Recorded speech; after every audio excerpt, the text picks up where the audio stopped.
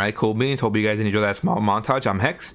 I'm going to be going over my updated MagPlar build for the Scribes of Fate patch. The amount of damage we have with this new set we ran, like it's just crazy. When you have a set that just fits perfect for Templar, you just have to run it whether it be Mag or Stam. Like it's just crazy. Not only does this build come with the meta tankiness, meta sustain, it comes with, like I said earlier, the most crazy upfront damage you will ever have. And if they drop below 25% health, well, good night. Hopefully to keep nearby for them res that, because that cheese that is Radiant is going to put them down instantly. But how exactly we get this strong build in order? Stick around to the end and I'll show you exactly how. But before we get started, if you guys hit the subscribe and like button, really does go a long way and I greatly do appreciate it. Also leave a comment what video I should do next. But without further ado, let's sweep our way into the build. Alright, so for the first skill we do run Extended Ritual. This is honestly what makes a Templar a Templar. Basically having a Purify that removes up to 5 negative effects, puts a hot on the ground. Next skill is what I would consider your flex spot. I put Living Dark here. Honestly, it's up to you. I tried Living Dark. Honestly, the healing with all these hots, with Extended Ritual, Living Dark, the amount of healing I had was insane. And also snares targets. But obviously, you could run good old Chemo Hunter. We already have 12% crit, so this will mostly be there for the 3% weapon spell damage for slotted and potential minor berserk. And if you're crazy enough, you could cast this skill to maybe pull a Nightblade out of stealth. But if you're trying to pull Nightblade out of stealth, go with Mage Light, Radiant Mage Light. Next skill we do run is the cheese that is Radiant Glory. This is honestly the best and cheesiest execute you will ever see in your life. Yeah, this thing hits really hard, especially the lower health they are. The thing about this is that it is undodgeable. You can't dodge this beam. The only way to basically negate the beam is to either interrupt the target, but if you're getting zerged over, good luck with that. It's really good for pug slaying, don't get me wrong, but when you're getting XV1 by this and you have 4 of these on your death recap, what can you say? Next skill we do run is our CC. Either 2 options. You can run Top of the Charge like I have here, or you could run Aurora Javelin. That is the morph of Pierce Javelin. Honestly, up to you. I didn't like Pierce Javelin because you knocked them away from you, which I really don't want. If I want to CC you, I want you in place. Next skill we do run is Puncturing Sweep. This is the bread and butter spammable for Templar. We do damage in front of us in a cone. The crazy thing is we heal for 40% actually. With Minor Mending proc, we heal for 40% of the damage we do. Next, obviously we do run the big hitter that is Dawnbreaker Smiting. This is obviously our hard-hitting ultimate that just sets up the combo right. It hits hard, and if they're able to tell the tail of the Dawnbreaker, well, that dot's for sure gonna put them down. For the back bar, we do run Race Against Time. This is obviously just our snare mini that just happens to grab Major Expedition and Minor Force. Next we do run is Channeled Focus. This is basically our armor buff that also gives us mag recuff every second while the rune is up, and standing within the rune heals us. So for those that don't know, you actually don't need to be within the rune to get the mag back. As long as the rune is placed, you will keep getting mag back. You only need to stand within the rune to get the heal. Next we do run Resolving Vigor. This is obviously our burst hot. Heal a lot over 5 seconds and grants us minor resolve. Next skill is Elisus. This is how we get our Major Breach. And we all know what happens when we put shield on a target with an Ice Staff equipped, which we do have one. You put Minor Brittle on the target, making them take 10% more damage from crits. Next, Honor the Dead. This is obviously our burst heal. Heals us quite a bit. Please run Honor the Dead morph. If you run Breath of Life morph, you will honestly mag out. So what this morph does, when you heal a target that's below 75% health, you restore 18% of the ability cost every 2 seconds for 6 seconds. You basically get half of the refund back over 6 seconds, which is really good for our sustain. And next skill we do run is Temporal Guard, just for the simple passive of grants minor protection while slotted. Alright, but enough of that, let's go over the stat sheets.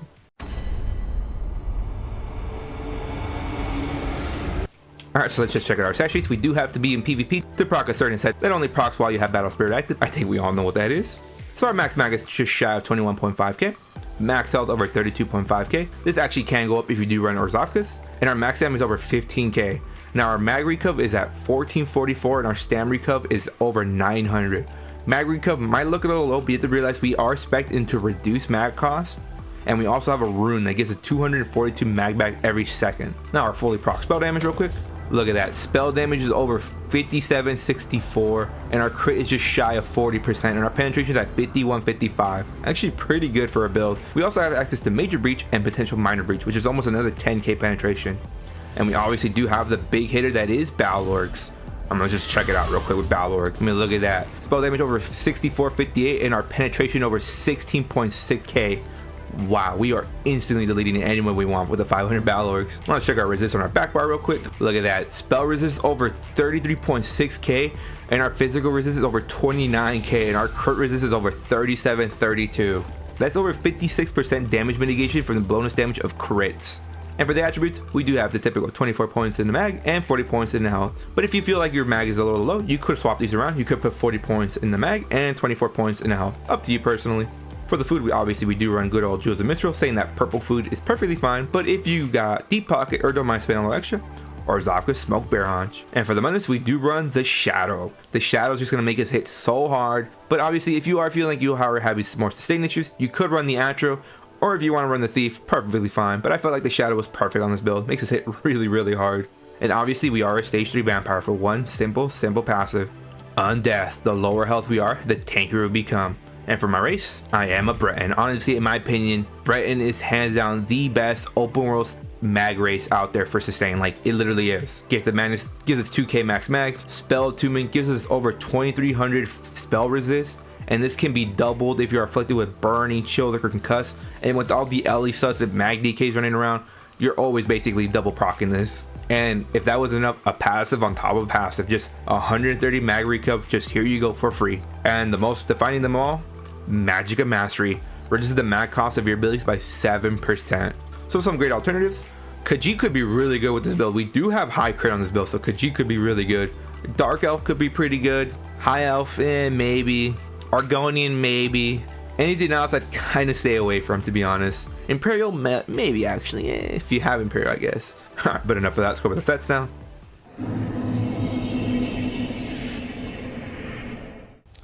Alright, so for the first set we do run good old Rallying Cry. Honestly, Rallying Cry is a pretty nuts set, honestly. 2 lines of crit, you already know that's got me sold. The 5-piece, basically you grant yourself and up to 11 group members 300 weapon spell damage and up to 1650 crit resist for 20 seconds. 1650 crit resist, that's 25% damage mitigation from the bonus damage of crits. The thing is, for each group member you affect, you do reduce the potency. We're 1vxing, we're getting the full thing. 300 weapon spell damage and 25% damage mitigation from crits. And even if you have like 2 or 3 buddies with you, like, this is honestly really good too. On top of that, it's back barrable. Like, you can back bar this thing and have it basically 100% uptime.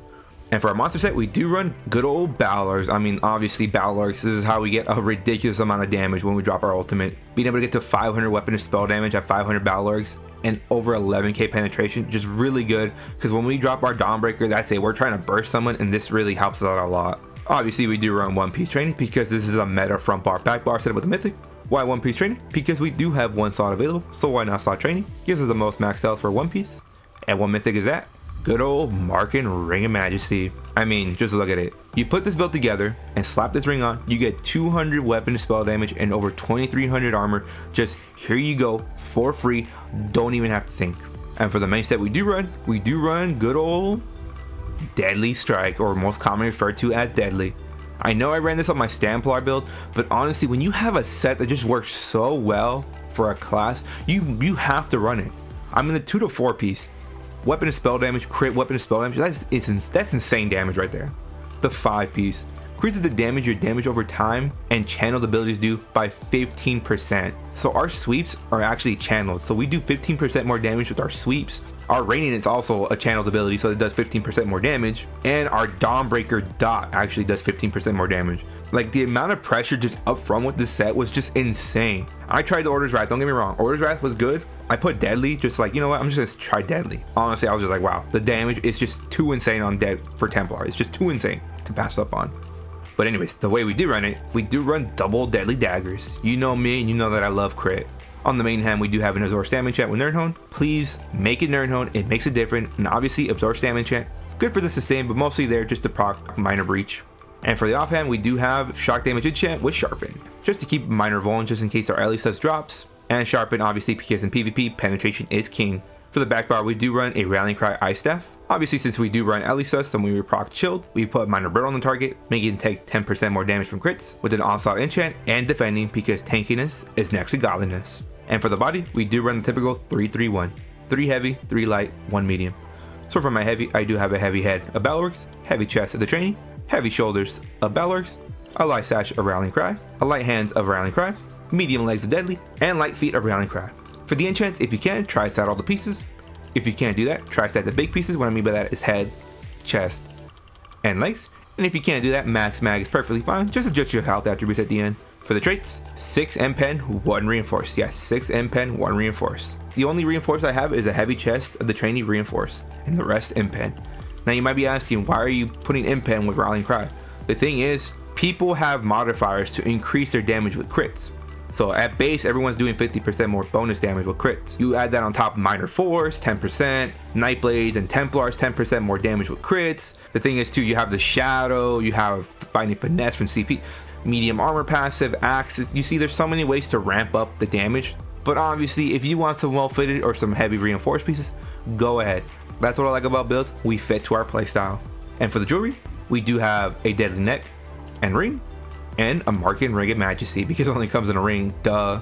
So for this build, I do have 2 Bloodthirsty with reduced mag cost, and 1 infused weapon and spell damage enchant with mag recup. Obviously, if you have it with stam recup, it wouldn't make or break the build.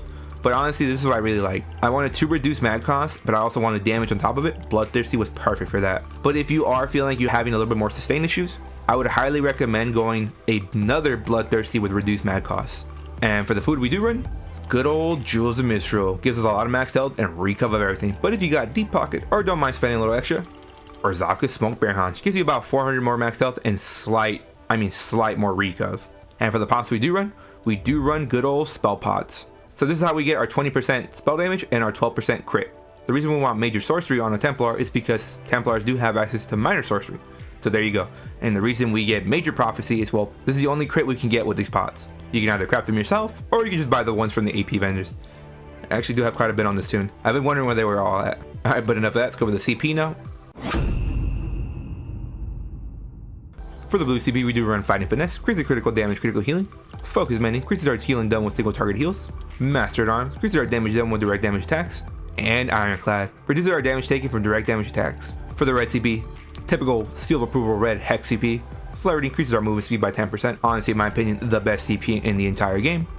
Survival Instincts, while affected with a status effect, our core combat skills cost less. Relentlessness, being stunned or fear causes to gain major protection for 3 seconds. And Pain's Refuge, the more net effects we have active on us, the tankier we'll become. And for the green CP, doesn't ever really matter. Rationer, Liquid Efficiency, Gifted Rider, and Steed's Blessing. But alright, cool beans, that's the build. Hope you guys did enjoy it. Honestly, I'm just gonna say Deadly is almost a must on Templars. Like, the amount of damage you can do with Deadly is just crazy. Don't get me wrong, Order's Wrath is good, but you're only doing bonus damage when you crit, and you're not always guaranteed to crit. I've had builds with 60% crit, and I didn't even crit my combo once. And I've had builds where I had like 30% crit, and I crit my whole combo. Like, crit is just...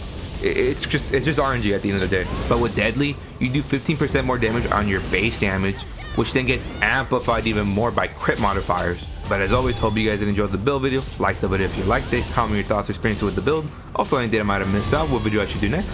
Subscribe for more. But most importantly, stay zerging.